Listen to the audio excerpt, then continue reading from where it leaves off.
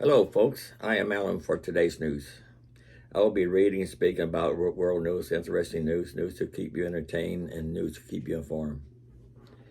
And first thing here, I haven't been on for a while. I had to get me another computer, another used one. And what we got here is from MoneyWise. Bank of America warns that the U.S. economy will start to lose 175,000 jobs per month during the first quarter of 2023. Expect a harder landing rather than a softer one. They say here's why. The latest jobs report show that the U.S. labor market is in decent shape, but Bank of America seems trouble booming in the distance. In December 2022, total non-farm payroll employment rose by 223,000, beating economics' expectation of a 200,000 increase. It also means that America's job growth is heading in the right direction. Bank of America, however, expects non-farm payroll gains to turn negative this year during the first quarter of 2023. The bank projects that the U.S. will be losing roughly 175,000 jobs a month. And it's not just the labor market that's going to take a hit. We are looking for a recession to begin in the first half of next year. Bank of America's head of U.S. economics, Michael Gapin, told the CNN last October. The premise is a harder landing rather than a softer one.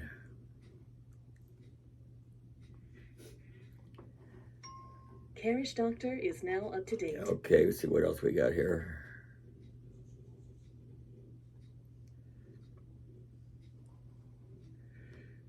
Here's something I don't like right here. This is from Newsweek. Joe Biden offered Vladimir Putin 20% of Ukraine to end the war.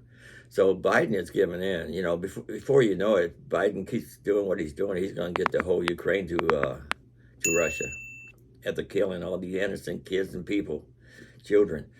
The White House and the CIA have responded to a report that CIA Director William Burns offered Russian President Putin a fifth of Ukraine's territory to end the ongoing war as part of a peace plan drawn up on behalf of Joe Biden. A CIA official told Newsweek that claims in the report from Swiss German newspaper that Burns took a secret trip to Moscow in January, and that there was a peace proposal put forward by the director on behalf of the White House. You know, Putin should be filed for war crimes. You know. And now Biden is, before you know it, Biden is going to get the U.S. to Russia, little by little. Watch. And China.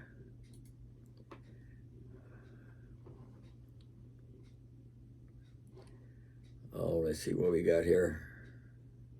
I'm not going to make this too long. I'm going to try to get back to my newscast. I'm trying to do different formats, too. I don't know which format you like the best, but trying different formats here. Let's see what we got here.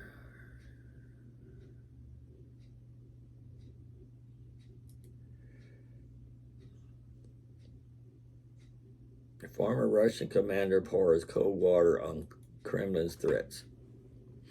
This is from Newsweek. A former Russian military leader had a critical approach to Russia's war strategy, which he shared on social media channel Telegram Thursday morning. Igor is the first name, Gherkin, I guess, also known as the Alliance Igor, I can't say that last name, and an Army veteran and former intelligence officer who was an important player in the Russian annexation of Crimea in 2014. Grickens has been critical of Russia's approach since early in the war. As Ukraine received more weapons and equipment from its Western allies, the Kremlin is confident in its message that Russian forces will continue to advance the front lines. You know, they've been sending a lot of tanks over there lately, too. I know you heard about that.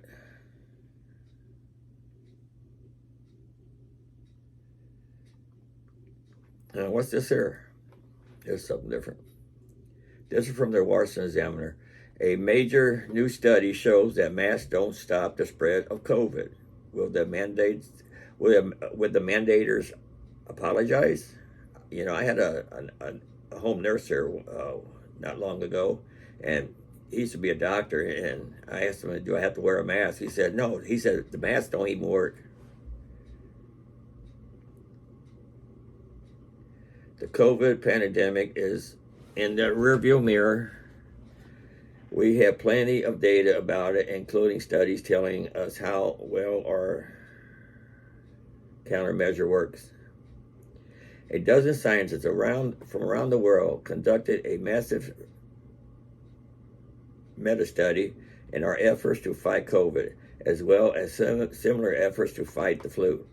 And they published the result in the Cochrane database of cinematic reviews. House votes require federal employees to return in office. The authors examined 78 different studies of the efficiency of different migration efforts, such as masking, distancing, screening, quarantine, and hand washing. And how did this intervention affect the spread of the flu, COVID, and similar viruses? The study were diverse. They cover epidemics as well as periods of low transmission. They cover rich countries and poor countries, suburban schools, inner center city neighborhoods, hospitals, and villages. So the bottom line is the masks don't work, okay? It don't.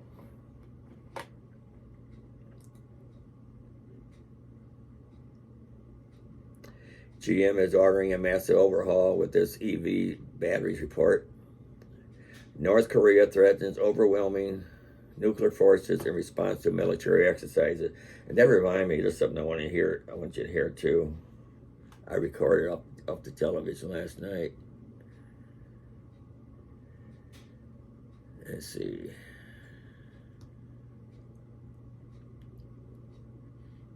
Welcome to our newsroom. The U.S. government is monitoring a suspected Chinese surveillance balloon hovering right now over the U.S. Kelly Meyer joins us live from Washington. Kelly, what have we just learned? What do we know?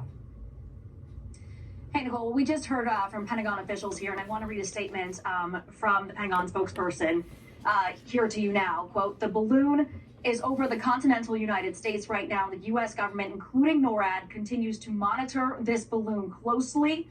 The balloon is currently traveling well above commercial air traffic and does not present a military or physical threat to people on the ground.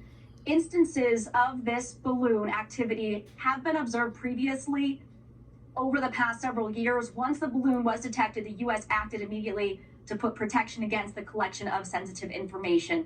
So some important points to make there. High altitude balloon detected by NORAD, detected asset of China. President Biden asking for military options here. Top commanders recommending that they not take kinetic action.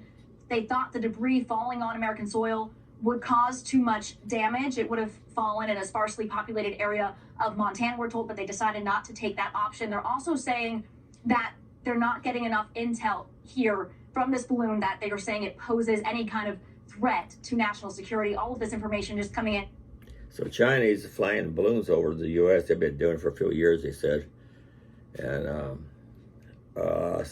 U.S. and the Philippines on Thursday announced American forces will gain access to four new military bases in the Pacific Island nation, expanding a staging ground as Washington seeks to counter China in the region. Defense Secretary Lloyd Austin in Manila met his Philippine counterpart and hailed the agreement as a significant security measure. We discussed concrete actions to address destabilizing activities in the waters surrounding the Philippines, including the West Philippine Sea. And we remain committed to strengthening our mutual capacities to resist armed attack. It comes amid mounting concern over China's increasing assertiveness in the disputed South China Sea and tensions over self-ruled Taiwan. A spokesperson for China's foreign ministry on Thursday countered that America was to blame for rising tensions in the region and said American access to Philippine bases, quote, hurts regional peace and stability.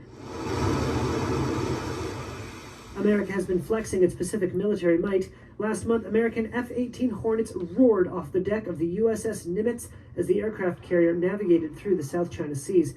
Austin's visit to the Philippines follows a trip to key ally South Korea. This week, American and South Korean forces staged joint military drills featuring heavy bombers and stealth fighters.